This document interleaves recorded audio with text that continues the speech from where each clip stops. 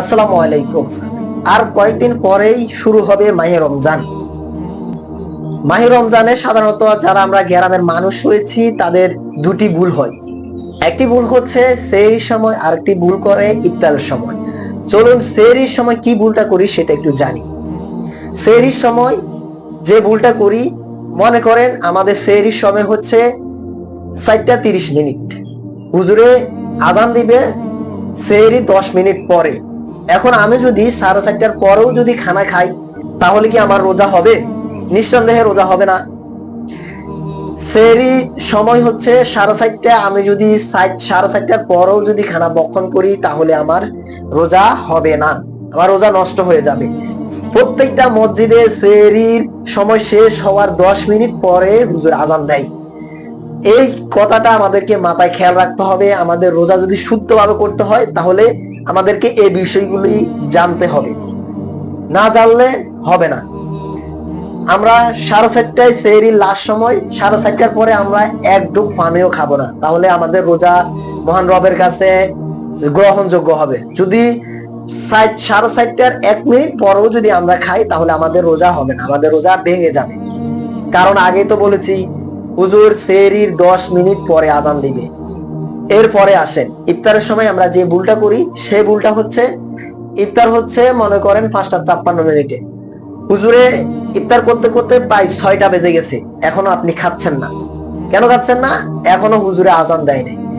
হুজুরে আজান দেখ বা না দেখ সে বিষয়টা তো আমাদের জানার বিষয় না। আমাদের রোজার যে সময় নির্ধারণ আছে সেই সময় পার হয়ে গেলে আমরা ইফতার করে নিব।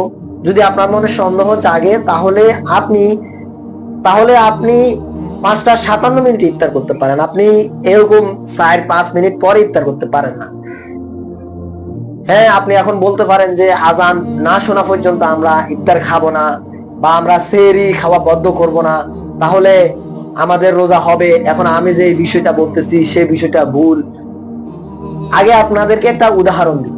যারা নদীতে মাছ ধরে জেলে, তারা কিভাবে রোজা রাখে? তারা তো আজান শুনে না। আজান শোনার পরে তারা সেহরি খাওয়া বন্ধ করে না, আজান শুনে তারা ইফতার করে না। তাদের কাছে এখন অনলাইন যুগ, এখন সবার হাতে স্মার্টফোন। সবাই স্মার্টফোন ব্যবহার করে সময় নির্ধারণ করে, সবার মোবাইলে একটি অ্যাপস ডাউনলোড করে নিলেই ক্লিয়ার। যদি আপনি বিশুদ্ধভাবে রোজা পালন করতে চান, আপনার রবের কাছে পরিপূর্ণভাবে আপনার রোজা কবুল হোক, তাহলে আপনাকে এই বিষয়গুলি মানতেই হবে। সেহরি যদি 4:30 হয়, আপনার 4:30 পরে আর কোনো খাবার ভক্ষণ করতে পারবেন না। যদি ভক্ষণ করেন তাহলে কি হবে? আপনার রোজা হবে না, রোজা ভেঙে যাবে। দ্বিতীয়টা হচ্ছে ইফতারের সময়।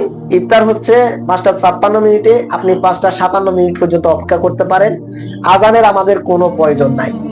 আজান শুধু আহ্বান, ডাকা, এর চাইতে কিছু না। যদি আজান নাও দেয় তাহলে আপনি ইফতার করতে পারবেন। যখন ইফতারের সময় 5:56 পার হয়ে যাবে তখন আপনি ইফতার করতে পারবেন। আপনাদের কাছে ক্লিয়ার?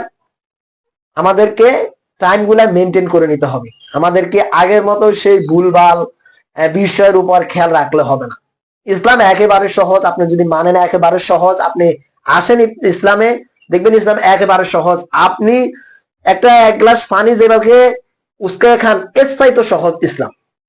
দর্শক, আজকের ভিডিওতে আমরা কোন দুটা বিষয় জেনেছি? এক হচ্ছে সেহরি, অন্যটি হচ্ছে ইফতার।